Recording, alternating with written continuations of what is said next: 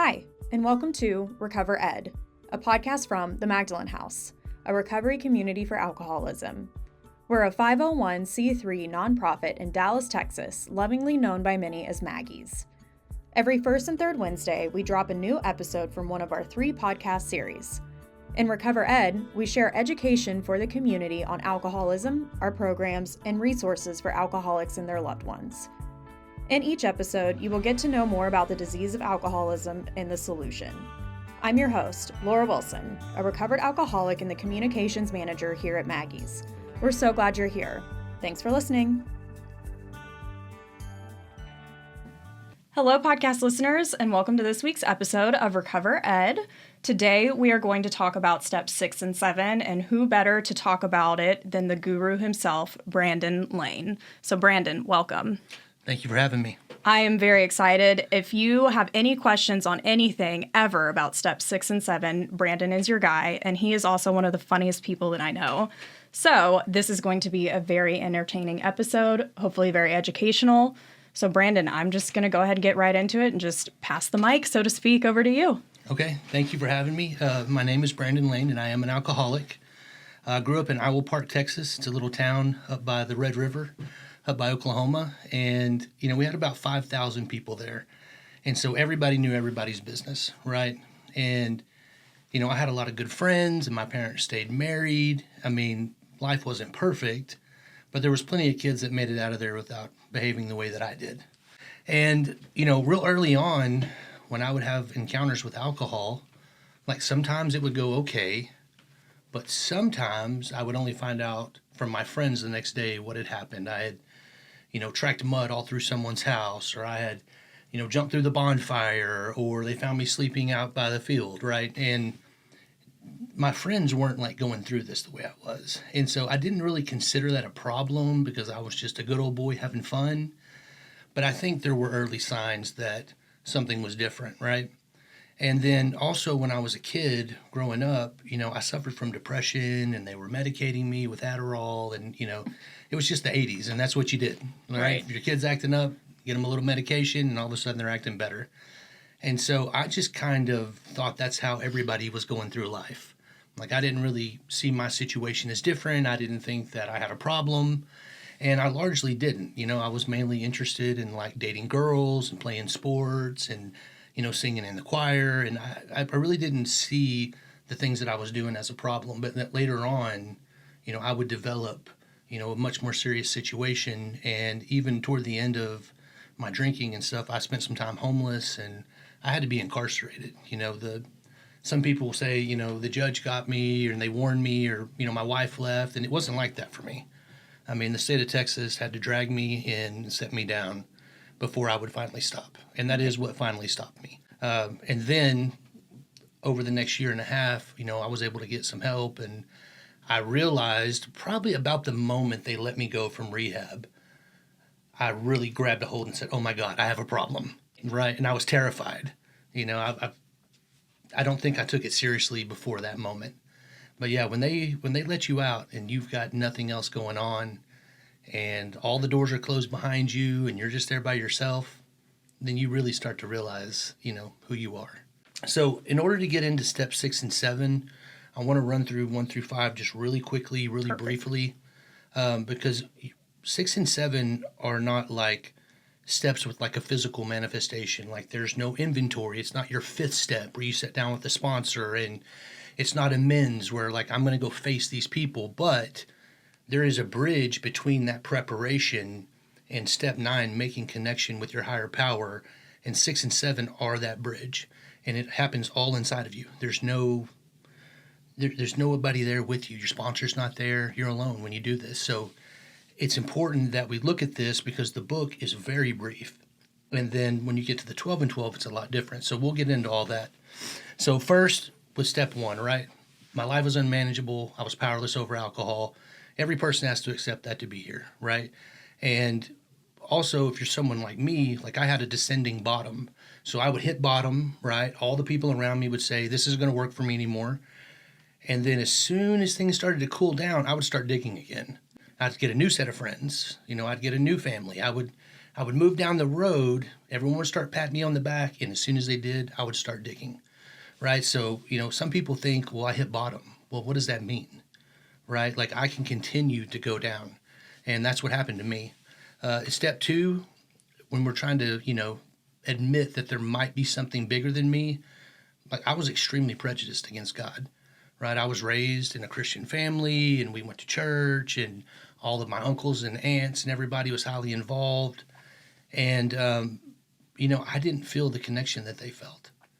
And I was very prejudiced against them. And if anybody talked to me about spiritual matters, I was pretty rude about it. Like, I didn't have a good attitude. And that was why it was so hard for me to get help, because anybody in my life that was living well or interested in helping me, I rejected them. Okay, then for step 3, when I decided to turn my will and my life over, I didn't understand what self-will was, right? I just equated that with, like, this is what I want to do and this is how I want to be. I'm not the one with the problem. You are. Why should I change what I'm doing, right? And in step 3, there's a part in there where it says that I was gripped by fear, self-delusion, self-seeking, and self-pity, right?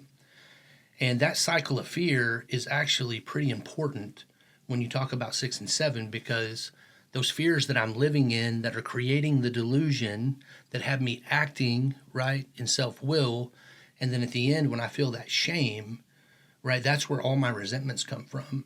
And that's where all my defects show up, right? Those fears represent all of my defects, right? If I have a fear, I'm going to create a defect around that to protect me from what you might be thinking about me, okay? And that's the way that I think about step 3. And then in step 4, everybody knows you do your inventory, right? And you're making these lists, and you think what you're doing is exposing all these people that have wronged you, right? Because everything in there is about the things you don't like, right? Like, this is a therapy session, and my sponsor is going to make all this better, and I'm going to feel better. And some people even think, someday I'll be able to drink again. I just got to get all this cleared out. Everything's going to be cool, right? Yeah. It's everybody else's fault. I'm the victim. Right. And you don't realize it because you haven't come to fully to terms with the fact that there's a whole list of things and qualities about your life that are not going to work going forward if you want to stay sober, right? And then in step 5, whenever you do your, when you read your inventory to your sponsor, really the most important part of that is the list of defects that comes out of that. Because, nobody in my life has ever been able to be honest with me. If my mom was honest with me, then I would just set her aside. Like, I can't trust her anymore. She's getting in the way of this partying. She's getting in the way of my lifestyle, right? And so I've created a situation where people that love me couldn't afford to tell me the truth. And I did that. That's how I had the descending bottom of my, drinking. Was the second that people weren't on board, I'd set them aside and I'd find a new group of people, and they would all be like, I can't believe they treated you that way. Yeah. and then a year or so later, they'd be like, oh my God, dude, you got to go. Yeah. Right. And it's kind of funny. Like, the last people that kind of did that to me, I was in Austin and I was homeless, and I was drinking and partying so bad that the homeless people were like, dude, you got to go. That's when you know it's bad. That's when you know it's bad. It's like the homeless people are like, you're bringing the smoke and we're trying to collect money, Yeah. And they did. They kicked me out of their little group. And so, just in case you think it can't get any worse, like, yeah, it definitely can. Yeah. It definitely can. But yeah, once you get that list of defects and you know what you're fighting against, that's what we're going to deal with in 6 and 7, right? And this is not all of it. These are the worst items in stock, right? This is the cancer that's eating you alive. And so once you have that list of defects, then we're ready to move on to step 6, okay? And if you look in the book, there's a very brief paragraph for both steps 6 and 7, okay? And I'm going to read the step 6 one now, and it will take 20 seconds. But it says, if we can answer to our satisfaction that we've been thorough and honest, we then look at step 6. We have emphasized willingness as being indispensable. Are we now ready to let God remove from us all the things which we have admitted are objectionable? Can he now take them all, every one? If we still cling to something, if we will not let go, we ask God to help us be willing. Okay, so it says that I admitted these things are objectionable, but I don't remember doing that. But the fact is, when I wrote my 4th column, right, and I said, my mom didn't love me, and then it affected me this way, And then the cause of that was that I disrespected her. I didn't listen to her. I mistreated my kids later on. I've admitted there that these things are objectionable. So I have pointed out and spotlighted a defect that I'm supposed to be addressing with God right now. And if you look at this decision, right, that how brief it is, and you think, well, why do they give this its whole step? Well, it's because this is like a crucial step becoming like spiritually aligned in your life. But at this point, we only have a moment to focus on it. Like, I've just done my meditation, okay? And I need to get making my amends. I don't have time to dwell on this. So they have given us basically a brief interval to make this decision and ask God to take these things so that I can move on and start making amends. So remember, all this is designed to be worked in just a couple of weeks, or even a week if you have the time, right? I think most people today probably work the steps in a month or 2 months, right? So they don't want us getting hung up on this, on these defects and all that stuff. Like, okay, we've identified them. Now let's be willing and let God take them, right? He's not going to get it all. That's why there's more than 7 steps. What would you say to someone if you're saying that we need to just move on, like if they're holding on to something or they're not willing to let it go yet, or they're hung up on it? Like, what would you tell someone? I think that, first of all, call your sponsor. First things first. Because your sponsor just went through your 5th step with you. Mm-hmm. And so, like, I've had people that said, I'm not going to make amends to this person because they have a different belief system than me. Or I'm not going to make amends to this person because they robbed me or because they, assaulted me or whatever. I've heard it all from sponsees, many reasons why I don't want to face this person, right? And the truth is, it's not about the person. It's about that defect. It's that I've used this to protect me. And so I'm afraid if I let my guard down that I'm going to be harmed.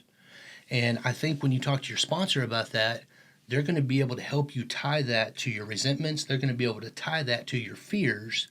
And if you see that this defect is the result of an irrational fear, you're going to be more likely to want to move past it, right? Because, again, these fears are not all bad. If you're living on the African savannah, right, and you think that there is a tiger in the bushes, but it turns out to be a rabbit, but you already ran away, well, you're fine. But if you think it's a rabbit and it's a tiger, you're dead. So these fears are natural. Like, we need to have some fear in our life about things that protect us. The problem is that I've taken all kinds of destructive notions about, the way I've been treated and what I deserve, and I've turned these things into weapons, and that was what armors me and allows me to keep drinking, right? As long as I keep this guard up, then I'm going to be able to keep living the life that I've been living, right? And so I think if you're doubting it, your sponsor's your first call, right? And then dig in, find the fear, find the source of why you're doubting it. It's really just you're not willing to get better. Yeah. And I've been there, There's many things I wasn't willing to let go of till many years into my sobriety. And I paid the price for those things, right? So that's the thing. Like, when you come to AA, you are desperate and willing. So when they say that step 6 is about willingness, well, I'm here. I'm more willing and teachable than I've ever been in my life, right? We hear about people, they come in, they're crying, they're saying they'll do anything, right? And it says in Silkworth says it that, these people have made these pronouncements that they're never going to do this again, right? And if you hook me up to a lie detector test, I'll pass because I believe it. Like, I'm miserable. I don't want to live this way. I can't imagine my life like this anymore. I also can't imagine my life without it. I'm stuck here, so I'm willing to do anything. And if the guy sitting across from me told me to stand on my head in the corner of the room for 4 hours a day, I would do it, right? Because I'm really afraid I'm going to die, right? And I've never felt that way. I've never had any sense of mortality because I've gotten away with everything to this point, right? And so when you're that willing and teachable, we can start to address things that we've buried in these defects. Some of these defects, it may be that, I'm abusive to the girls that I date, because I'm afraid of being hurt or I'm afraid of not feeling like a man. Like, I'm using that to protect me. So step 6 is really deep and it's very personal because we are addressing things that have been with us since childhood, right? I mean, you talked about it in the 4th step, you talked about it in the 5th step. That's fine. but now I've got to let go. That's a totally different thing. This is what separates the men from the boys in recovery, right? Because you can say it. You can go in and say, God, relieve me of my fear, and, help me to be helpful to this person. And you can call your sponsor, and your sponsor lines you out. But when it's just you sitting there, it's just you and God, and you say, God, I'm really going to let go of this and let you have it. And I don't care what happens. I don't care if I get the promotion. I don't care if I get the raise. Like, I'm going to do what's best and fit myself to be of maximum service. That's a totally different level of surrender, So when you look at step 6 and 7, right, there is a very brief thing. That's what we were talking about, like the briefness of it in the book. Mm-hmm. But as we get through this more, I'm going to talk about the more complex parts of this that happen later on in sobriety, whenever I've been sober for 3 or 4 years, and when I start to get stale, and the way that 6 and 7 affect me, because it's not a one-time thing. Like, this is something I may have to do every day. And just to emphasize, how important that is, Bill W. was, 20 or so years sober whenever he wrote the 12 and 12. And he was gripped with depression, right? Because although he had gotten sober from alcohol and he wasn't taking tranquilizers and his life looked good and everybody was patting him on the back and telling him how awesome he is, he said that, he was gripped with depression and he had never achieved emotional sobriety, right? So I can be not drinking, I can be not doing other things, but I'm still struggling on how to treat people in my life. I'm still struggling on my relationship with my kids, right? And those are the things I'm not willing to let go of, right? So we'll get into that more in a minute. So step 6 and 7 too, that's also the part of step 10 that if I neglect it, right? So I call my sponsor, I tell him that something happened, I'm resentful. He says, go make an amends, right? And then I'm supposed to turn my thoughts to someone I could help. And in that time, in between there, I'm supposed to give up on whatever that was. I'm supposed to stop struggling towards that thing that I have this resentment over. If we're not doing that part of step 10, I will get a plaque built up in me. And again, I can be going through all the motions of recovery. I can be going to meetings. I can be carrying the message, right? But if I am living my life with like unreal expectations, and I'm living my life with shame and living my life with all this resentment because things aren't fair, I'll get a plaque built up and I will be disconnected from God. Right? I can go through all the motions, but this is something I have to do internally, and I have to do it every single day, right? Because there's not a day that goes by where there's something that just doesn't sit right with me, where it's like I could latch onto that thing, become resentful, and 4 years from now, I'm drinking. Right? It's not like it's going to happen right away. I got a lot of misery in me, before I drink. Yeah. I think there's such a common, I don't want to say common misconception, but there's such an idea that 6 and 7 is just like so quick, and then I just have to give up whatever I find objectionable, right? There's not a lot of thought in how much it plays into the continuation of the steps in your recovery. And even that part about step 10, it's like you just said that, and I'm like, oh, yeah, actually, I haven't thought about that. So there's a lot of depth, like you've said, to 6 and 7. Yeah, I love it. So I'll move on, and I'm going to keep reading from the book because I think with 6 and 7, it's real important to stick to the book and to the 12 and 12, because if not, you'll miss it. Right. I mean, you'll miss it. So in the 12 and 12 on page 64, I love this right here. I don't think this happened to me, but Bill thinks it does. It says, having been granted a perfect release from alcoholism, Nope. Why then shouldn't we be able to achieve by the same means a perfect release from every other difficulty or defect? And he's asking you, like, if you can stop drinking, then why can't you give up the cheating? Why can't you give up the gambling? Why can't you give up the hatefulness? Why can't you give up your prejudice? The hustle. Right. Just all the stuff that I'm doing to try to make everything okay, because I'm still playing out these stage characters from step 3. I'm still pretending to be Rambo and the perfect son, and I'm not drinking anymore, but I'm still acting with these defects. And he asked later on on the page, most of our difficulties fall under this category, right? It's these external things, right? And what people don't realize is, first of all, I drink because I like it. Right. It's not because my dad hit me. It's not because I lost my job. I drink because I prefer that to reality. Yeah. Right. And everyone does that. Everyone has a stressful week at work and they have a few drinks, right? But I'm the type of person that will take it too far. It's really hard to let go of those things because they're not drinking. They're not killing me. But the problem is that all of that stuff is what makes me drink, right? Because I have this relationship that's really difficult with my wife. I have this relationship that's difficult with my children, especially as they get older and I lose control of them, right? It's like, how am I going to give that to God? How am I going to be willing to let that go? Right. That's a different level. When I was in treatment and I got released and I had 2 pairs of clothes and I had no job and nobody wanted to talk to me and I probably wasn't going to Christmas, it was very easy to be spiritual then because there was nothing on the line, but I've been sober for 11 years now. I've kind of built a life that I like. And so when those things are threatened and I begin to act out and to control and to, punish and abuse the people around me, which, we do that all the time, that's when all that shame and guilt and resentment builds up. And then next thing you know, I've got a drink in my hand and I didn't even see it coming. That's what the mental blank spot's talking about, right? So I talked about this a second ago, but when they say that, our defects, when I say that our defects are our armor, right? So I'll walk through my life and I'll have confidence in things, okay? But the truth is, a lot of times I begin to impose myself and act superior.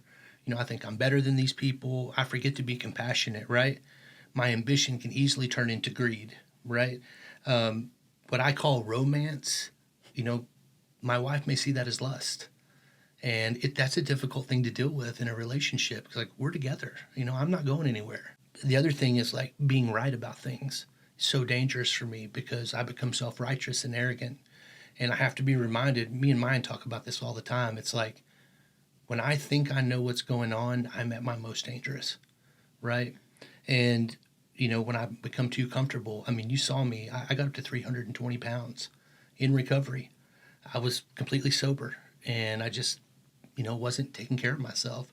And so when I have all these defects, these are my pillow and blanket that comfort me and make me feel better. The other thing is most of this stuff is very basic for step 6. It's, what am I doing? Like, how am I treating my wife? How am I treating my kids? Like, what about that guy at work that he's a little bit weird and he doesn't fit in? Like, am I helping that dude? Right? Because that's like a simple way to be of service. Right. It's like I could simply help somebody at work that's having a hard time. And, workplaces can be tough for people in recovery. There's a lot of gossip. There's a lot of hatefulness, right? People are getting on teams and we're trying to get promotions and money and that stuff is poison for us, right? And so I would find myself in early recovery, taking advantage of those situations at the landscaping company I worked for or in my relationship with my now wife, trying to control what she's doing or what she says or what she thinks. And it's something that's an ongoing struggle for people that are in recovery. The relationship at home is a tough one, right? I'm real spiritual in front of my sponsees, but don't put a video camera in my house. Right. Because if I don't get my way, I can still act like a baby about that. Yeah. Okay. So what happens whenever all that's going on, right? Because we're still dealing with this thing in step 6, okay? So if I'm having a hard time with my kids, if I'm having a hard time with my wife, right? Now all of a sudden those voices from step 3, all those stage characters, they begin to reemerge, right? And I'm struggling 4 years into recovery. My oldest daughter is living with me. I have a beautiful wife. We have a baby on the way. I'm building my first commercial building.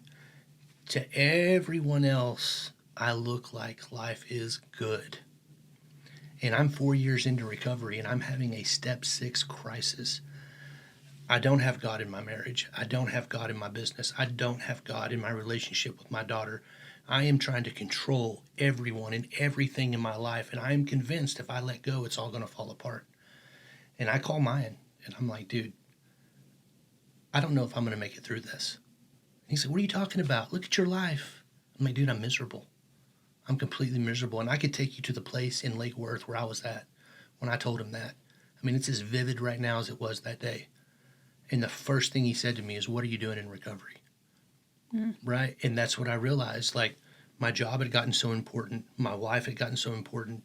My kid had gotten so important that I had not been doing what I was supposed to do in recovery. And Mayan simply told me, he said, look, just meet me in Denton on Wednesday night and all this will be better. We're going to go to this treatment center. We're going to help some guys. And I told him, I don't have time for that. Oh, God.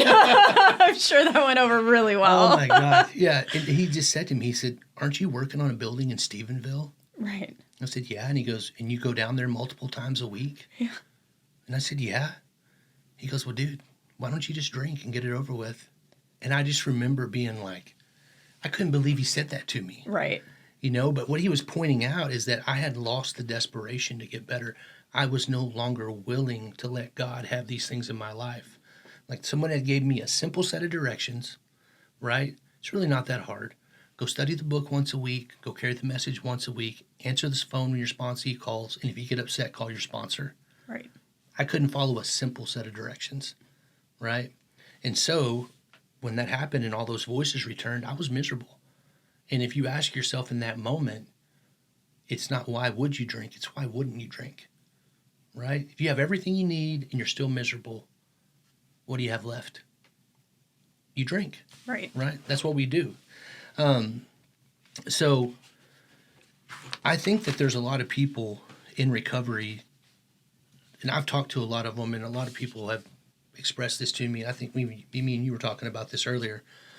Like, this step 6 crisis thing is very, very prevalent in our fellowship. Bill W. had it. I've had it. You said you've experienced it, right? And a lot of times it happens to people like around year 4, 5, 6, right? And I'm lucky because it happens to me about every 5 years. Yeah. But every 5 years, I have to look around and go, okay, what are you doing? Yeah. Right? Are you still willing to be a part of this program? And invariably, I'll find every single time there's a whole list of rocks that I've picked up and put back in my backpack, right? And I'm just lugging them up the hill, trying my hardest, putting out maximum effort, and I'm starting to get no more results, right? Right. I'm just squeezing that juice, and nothing's coming out anymore. It's interesting because I remember after doing my 5th step, I didn't feel like great after I did it, but it was very like humbling. For Right. sure. And I saw the way I was showing up and the way that I was living life. And it was, I found it objectionable. And I thought, okay, I'm ready to get rid of these. I am getting rid of all of this. And, like we talked about earlier, I realized in about year 4, like, I thought God had taken all of my character defects. But I realized that unhealthy boundaries was one that I had really held on to for 3.5 years. And it's so interesting, the way that you're talking about this right now, because if you're someone who has, like both you and I, like, we lost everything. We had to completely rebuild when we got into recovery. In the book, they talk about, there's the man who puts his business first, and then there's the man who puts his program first. Mm-hmm. And I think there's that pressure, that internal pressure, because we, the alcoholic leads a double life. Like, on the outside, we want everyone to see that, yes, okay, we have the good marriage, we have the good job, like everything that you had just said. But on the inside, we feel like we don't deserve it. What would you say to someone who wants to get all of those externals back? It's a good way to look at it, because I deal with guys like that all the time, that like they have, they had a business, or they had a practice, and they had a family, and all they can think about is getting their kids back. Right. And the truth is like, when I got sober, they didn't let me see my daughter a lot. And the reason was because I wasn't a good father, and sometimes in early sobriety, like, I need to hear that. Like, hey, man, this isn't about you anymore. This isn't about your time, and this isn't about your schedule. That these things are going to be restored to you in exactly the amount of time that they're supposed to be, right? And if I had my way, when I got sober, I'd went right back to Wichita Falls, right? And I would have restarted the same company I had, and the girl would have came back, and I would have got the stepson back, and everybody would have patted me on the back. And that's not how things would have went. I never envisioned myself living in Dallas-Fort Worth, having a new company, having the life I have now. Like, I cannot imagine what's best for me, because I'm so limited by my fears and my expectations that, I don't understand what God has in store. I tell people, it's like Spinoza was a philosopher, and he talked about this, about the ant farm God, right? And I think the general fact is that I'm consumed with what I want. If I go into the paint store, right, and if I go into the paint store and they have all the spray paints arranged, right, they have them arranged by brand, not by color. So when I'm in there and I'm like, I must find a yellow. This isn't the right yellow. And I'm carrying my little tile around or whatever, and I'm holding it up there and I'm like, no, that doesn't work. That doesn't work. That doesn't work. The truth is, if I was to step back for a second and clear my mind of all my expectations, I might actually realize that blue's the right color, right? But that's not going to come to me while I'm struggling, right? The book says that I ceased fighting anything and everything. And that's what you're talking about in early sobriety. It's like this need to restore everything. That's not your job. You're not a harvester. You're a planter. So you plant the seeds, and then whatever grows, that's not up to you. Right. You know, and it doesn't grow when you want it to. It grows when the season's right. Mm-hmm. And that's a hard pill to swallow. But again, if you're desperate and if you're willing, and you're willing to let go of these things, that stuff will come in time, right? People will see that you can be trusted. You'll become a man that's trustworthy. And that's, hey, it took me several years. I had some wreckage, you know? It's a long period of reconstruction. It's a long period of reconstruction, right. Right. So, okay. So now let's assume that, like, we're still in early recovery, right? And I've become willing, right? As soon as I've done my fifth step, I go home, I meditate for an hour, and I become willing, right? I read the paragraph. Then I can move on to step 7, right? Which is I humbly asked him to remove my shortcomings. Now, again, this is just like really quick. There's a short prayer, right? And I'll read it. It says, when ready, we say something like this. My Creator, I'm now willing that you should have all of me, good and bad. So they're telling us right there, it's not all good, right? There's things that are bad that I need to let go of too, right? But God's also going to take the good. It's his now. It's not mine anymore. I pray that you now remove from me every single defect of character that's on my list that stands in the way of my usefulness to you and my fellows. Grant me strength as I go out from here to do your bidding. Amen. Now you've completed step 7. So the idea is like that list of defects that I brought in, right? I'm going to ask God to take those things. Now, these are the worst items in stock. That's why they're on my 4th step. And if I don't get rid of these things, I'm likely not going to be able to complete my amends, right? I need to, if I have a problem still, I can go back and, like we talked about, I can go back and talk to my sponsor, right? But the key to this step is humility, right? Because we've already talked about the fact that my defects are my protection, right? But now I have to humble myself. And the Oxford Dictionary says that that is a modest or low view of one's importance. So I have to begin to believe that I can't fix this on my own. Like, I've made the decision in step 3, but that was largely lip service. Right. Now I'm talking about actually letting go, right? I've had these fights with my dad because I owed him money, and he said he didn't want to talk to me again, or whatever the situation just hypothetically is. And I realized that the defect there is my dishonesty, right, and my greed. And so now I have to say, hey, God, you know what? That was all me. And I'm going to give this relationship with my Father to you, right? And this is preparing me to humbly, hat in hand, go make my amends, right? Right. And when you said that deal about the 5th step, it kind of brought something up for me. Because when I left my 5th step, I didn't feel healed either. Yeah. But I did hear a lot of silence. In my head had been filled with fears and ambitions. And when I left that 5th step, I just kind of felt a quiet that I'd never really experienced since I was young. And if you're at step 7, you should be there at a place where you're pretty peaceful and you are ready to make this amends list, right? Because all this time I've been riding my sponsor's coattail, right? Like, I have a problem, I just call sponsor. Right, yeah. Right? And it might be something stupid, like something happened at the McDonald's. Yeah. Or it might be something really serious. Or Home Depot. Or Home Depot. Yes. That did happen to me. Sure did. Yeah. And like, if I'm sitting here and I'm ready to go make these amends, right? Like, I've never been more prepared to be in communion with God, right? The voices are quieted. I've become willing, right? I've asked God to remove the defects.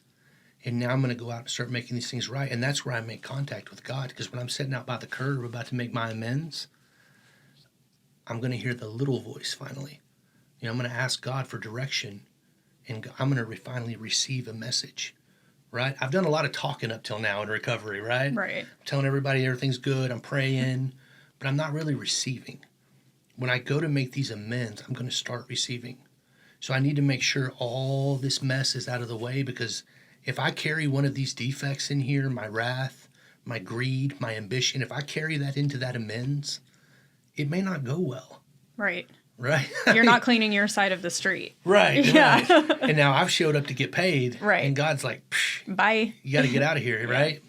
And so this is like really, really important. Right. So if I could have fixed this a long time ago, then I wouldn't be sitting in this room right now. Yeah. We wouldn't be doing this program. Correct. Yeah. So I have to become humble and understand that this is not in my hands, and this is in the preparation for something bigger. And I'm going to read this thing out of the 12 and 12 that addresses some of this stuff in step 7. Let's see, here it is right here. It says, as long as we place self-reliance first, a genuine reliance upon a higher power was out of the question, right? That basic ingredient of all humility, a desire to seek and do God's will, was missing, right? So I am literally, if I can't give this up, I cannot be connected to God. Right. And wasn't it because self-reliance had failed us? Correct. So I'm just going to continue to relive that over and over until I become willing, right? Okay, let's go to the next deal on here, because I this is where we're going to talk more about like getting rid of this and humility, and I just love this.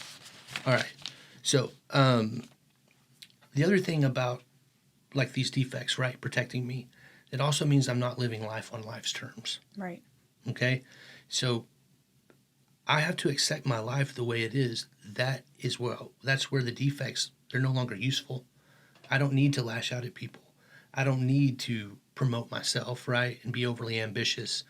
If I'm on a job and the customer needs my help, I can cut them a break on something. It's not all about me anymore.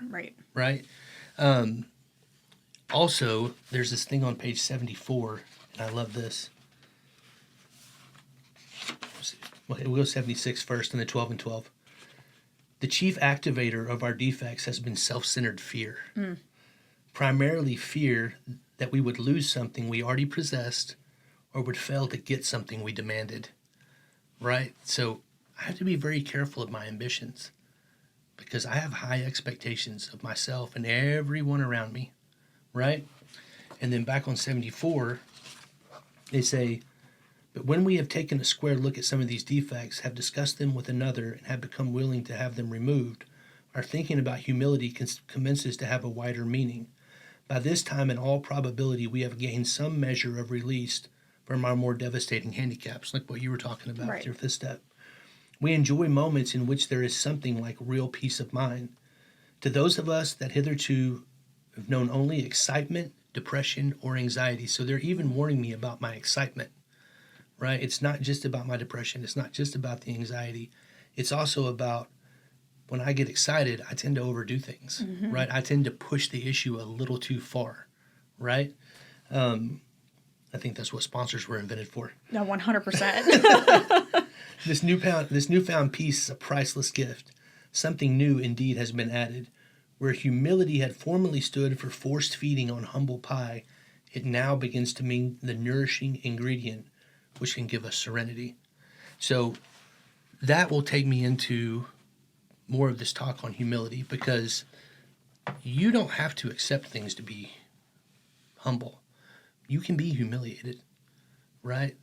And the more that I press my claim on things, and the more that I am not living life on life's terms, like the more likely that I'm going to be humiliated, right? Right. And that's what I experienced all throughout my drinking, is I would build something up, right? I would force my hand a little too far, then I would get humbled, right? But it wasn't like I was accepting the humility, like it was being imposed on me, right?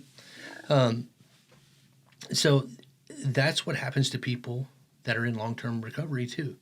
So this is another part of like Bill's depression and my depression at 4 years, is I'm just reliving that same nightmare over again. I pick the rocks up, right? And I am not willing to let go of these things, right? That I can't even get to step 7.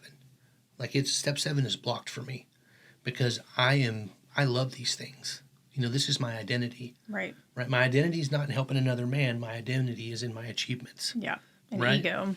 And ego. And so I begin to just relive that nightmare over again. And a lot of people don't drink. Some men make the ultimate sacrifice. Right. Right. Because it's like, well, I'm not going back there. And I'm not going to give up this thing with my wife. I'm not going to give up this thing with my job. If I lose this job, I'm nobody. Right. Right. And you forget, like, you were nobody not that long ago. Yeah, I know, right? And you were fine. Yeah. Like, as long as I have my alcohol. As long as I have my alcohol, yeah, everything's fine. Right. And so this sort of state of thinking, right, where I'm centered and I'm willing to let go and I'm giving things to God, we did not invent this in AA. Right. Okay, there's lots of other people, religions. The Buddhists would call it like nirvana, right? You're completely aligned. Yeah. Right. The Hindus called it Brahma, and even the Stoics, right? These godless philosophers of, they would call it apatheia, which means you're free from silly ambitions. I love that. That's what they're saying. It's like you're out of line, yeah, and you know it, yeah, and you're willing to let that go, right? And so, this has been through human history. People have always known that this is the way to get better, right?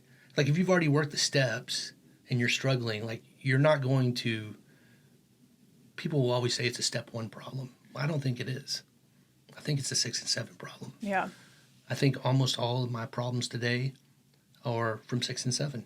It's almost like your step 1 is the initial 6 and 7. Right. And then as you have longer time in recovery, then I see what you mean. It does become that 6 and 7 because I want to protect my ego. I want to protect, myself, and I'm not willing to. I mean, it's like you said, it's all armored in fear. Mm-hmm. It's all armored in fear. So I love the way that you're breaking this down and making this very digestible. Oh, yeah. Yeah. And I think it's weird, too, because, we'll get to a point to where we're talking back to our fears. Mm-hmm. That fear is telling me, you deserve this, you deserve this. And I'm like, yes, I do deserve this. And that person's not treating you right. And you start playing out these little scenarios in your head of how you're going to deal with them, right? The little soap operas. Mm-hmm. Arguments in the shower. Yeah. It's like I'm laying in bed thinking about my day. Like, that is not God-centered behavior, right? Like when they talk about having like God consciousness or being connected to the sunlight and all that stuff, I'm not there if I'm dialoguing with myself about my problems. Like that is none of my concern. Right. Right. I need to set a goal, how to work toward that goal, and the outcome is out of my hands. It's easy to sit here and say that in this room. Oh, 100%. I'm thinking to myself, like, do I have a 6 and 7 problem right now? Like, I'm having that internal dialogue with myself. Like, oh, you don't need to call your sponsor. Like, oh, no, you deserve it. Yeah. No, it's happening. Right. When think about all the times, and I do this too, it's like, well, I dealt with that. I don't need to call Rob. Right. I know what he's going to say. I know what he's going to say. And the thing is, it's not about that. Yeah. It's about hearing him say it. Mm-hmm. It's about turning that over to God. And when I'm struggling with something, Rob is that conduit. Right. Right, for that connection. Yeah. It's like, hey, bud, you're disconnected here. There's a short in the circuitry. All you need to do is call Rob and tell him what's going on. He's going to tell you what you did wrong. And then God's going to handle this. Yeah. And don't be selfish because he helps you you're being selfish if you don't call your sponsor because you're taking the opportunity for him to be of service. Correct. Right. Yeah. And that's his chance to get connected to God. Because I can't tell you how many times that I'm worried about something and then one of my sponsees will call. And it's like the same thing. It's the same thing. Yeah. Or even they're dealing with it better than I am. Oh, God, yeah. And I'm just like, golly. Or you're sitting in a fifth step with some guy and he says something. He's like, this is terrible. And it's like something you do. Yeah. Right? Actively every day. Right. You're like, actually. Is it? Yeah. No, I mean, and that's why this is a process. Right. Right. Because if I was able to come to these conclusions on my own, then I wouldn't be drinking. Right. Right. Like, and there wouldn't be a program. I would just be okay. Like, you would tell me to quit drinking. It would be all good. You say, hey, quit being a jerk. And I say, okay, I won't do that anymore. And actually not do it anymore. Right. Yeah. Right. Yeah. And so, the step 6 and 7, I think if we put more focus on this, we would have less people in long-term recovery that are like, man, I'm just hurting and I don't know how to fix this. Right. Right. Like if we if we delved into more in the 12 and 12 about this and read through here, because Bill was close to killing himself. I mean, he's talked about that openly. It's been written in many books that this guy was struggling, and he was the face of this program. Yeah. You know, it's not about how big you are at your group or how good your shares are or if people want to hear what you say. It's irrelevant. Yeah. You know, you can have all that stuff and still be miserable, right? Because my happiness comes from my connection with God. Right. And God restores my family. He restores my business. He restores all the things that I've broken. And so the fact is, it's like every time I take a step on that road, right? Like I've cleaned up this room. And when I take a step out there and take another step down the path, that light shines ahead of me. And what's ahead of me is more things that I need to fix as I enter this new arena. You know, as I go from this level to this level in my career, new situations are going to pop up. And with that situation are going to come new fears and new defects and things that I'm going to be fighting with the rest of my life. As long as I continue to develop as a person, my brain is going to continue to manufacture defects to protect me in that new environment, right? It's just like in a video game, you level up, there's new problems, there's new weapons, right? I'm going to continue to develop like that throughout my life. And so the idea that I can simply sit 6 and 7 down, you know, it's not going to work. Right. Right? Because maybe this wasn't a problem 5 years ago, but it's a problem now. Or maybe I never realized this behavior was a problem because it wasn't adversely affecting my life. But I've always done it. I've always, you know, thought I was better than the person I was dating. But now that I'm married, there's nowhere to go. I have to fix this now, right? Or maybe I've always had a little bit of a controlling nature with my children.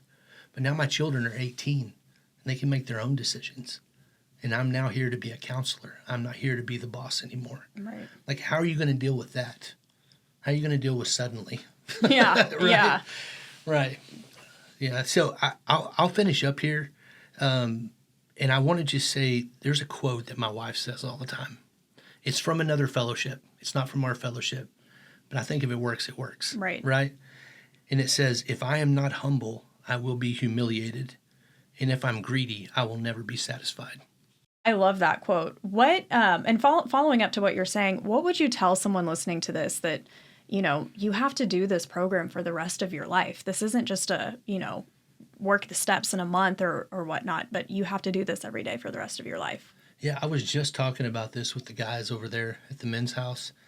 And, you know, in step 2, they introduced this idea of seeking something, right? It's like the purpose of this book is to find that power, right? But this isn't a treasure hunt, okay? This is not eternal grace. This is not a trophy that you win, right? This is a process. And the way that I explain it to them is that I will always be seeking this power, right? Because as my life develops, I'm going to need a new sense of power and direction, right? And so it's a workout, right? What happens if you stop working out? If I Right. stop working out, then I'm not going to get the results that I want. Right. And the truth is, as you continue doing that, things will get harder, but you will have more resistance to that, right? Right. It's the same thing as like your yard. Like your yard isn't mowed eternally because you mowed it. It's mowed when you mow it. And then if you don't mow it for a long time, it's going to be hard to mow. Like the lawnmower is going to stall out and it's going to be too tall and you're going to have to go through additional steps to get it back to where you can manage it, right? And the program is just like that. Like everybody has went through stages of their recovery where they're not doing what they need to do. And you get that plaque built up, right? And you become unwilling. And you have been taking these defects back out of the bag that you gave away, right? And then when you do that, additional work will be required. You may have to do a 4-step at 5 years like I did, right? And it was supposed to be like 3 items and it was like 20 things. Oh, yeah. Right? Because like Yeah. once I started writing, it was like I was just gossiping with my 4-step. Well, you wouldn't believe this, you know? Yeah. I've done a fair few 5th steps in my sobriety. Yeah, I mean, that's what happens. I mean, it happens to everybody, right? And if you see somebody, again, this is another thing that me and Miner always talk about, like, if you think you have it all figured out, you're likely missing something, right? If a situation isn't coming up on a regular basis where you're not acting, you know, the way that you would like to act, right? Or if a situation comes up often where you're concerned what other people are thinking about you, then likely you need to look at 6 and 7. You need to ask yourself, what fears are allowing me to give this person power in my life, right? Why is it so important that they believe about me what I think they should? Because usually it's not important.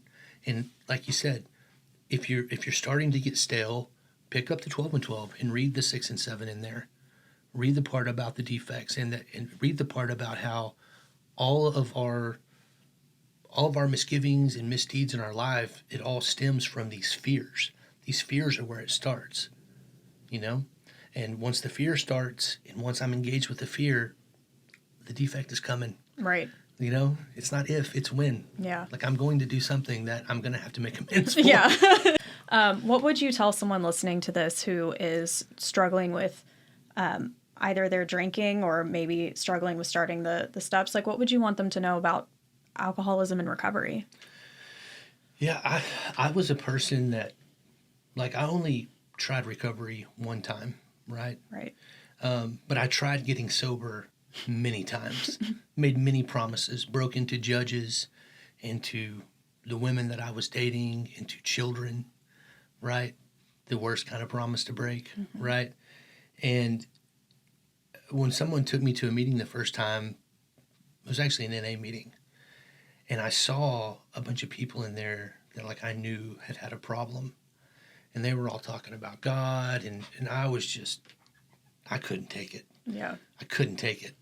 You know, I was so terrified of stopping. I was so terrified of not drinking anymore. I was so terrified of living a different life. And what I will say is that when that fear of getting better isn't worse than the fear of continuing the way that I am, like, I gave it an honest shot, and I didn't believe any of this. When I started this program, I wasn't one of those guys that was religious or, you know, I didn't want to hear any of that. And my first sponsor would just tell me, he would say, "Son, do you believe that I believe God got me sober?" And I said, "Yeah, you think that." He said, "And do you believe that I believe that God will get you sober?" And I said, "I think you believe that." He said, "Well, then it's settled. Every day you'll hit your knees and say, 'Sean's God, keep me sober one more day.'" Yeah. And for the longest time, I did that, you know. And eventually, as my life was restored, and as I was able to see my daughter again, and as my family started to come back around, you know, I quit saying Sean's God, you know, because I had made contact with something that worked for me, and I didn't even believe it, you know. As I went to make these amends to people, you know, and people that never wanted to speak to me again were giving me hugs and telling me that they loved me, and some people wouldn't talk to me, Right. you know, and I got to accept that like a man and give those people their space. You know, that was the first time I ever acted like that. And I think what we're cheating ourselves from is this chance to become a trustworthy person. You know, we don't look at ourselves that way. When you're trying to get sober, you think to yourself, I don't deserve a better life. You're ashamed. You know what you did. Yeah. You know, and I just think that if you're new to this thing and you will just sit down, read the first 164 pages, call your sponsor every day, and just get through your amends process and then see how you feel. You know, and it's like they say, we'll refund your misery 100% if it doesn't work. You got nothing to lose. Right. Right? That's the thing. You have nothing to lose. Like, the bar is open. Yeah. The boys are down on the corner. They'll take care of you. Yeah. You know, you got nothing to lose. Yeah. Wow, Brandon, this has been just so enlightening. I feel like I maybe need to go back and, you know, look at my steps 6 and 7 right now, and maybe some listeners do too. If you are interested in connecting with Brandon, he does chair the 10 a.m. every other Saturday over at our men's house. But Brandon, this has been great. I thank you so much for doing this. Yeah, thanks for having me. Thanks for listening to RecoverED. If this episode has offered hope, clarity, or comfort to you, please consider making a donation to the Magdalen House. By paying it forward, you help make sure the next alcoholic gets the same chance, completely free. You can give anytime at magdalenhouse.org. We release new episodes every first and third Wednesday, so be sure to tune in. Want to learn more or stay connected? visit magdalenhouse.org or find us on social by searching The Magdalen House. The Magdalen House is a privately funded 501c3 nonprofit in Dallas, Texas, and every program we offer is possible because people like you choose to give. Thank you for helping us change and save lives.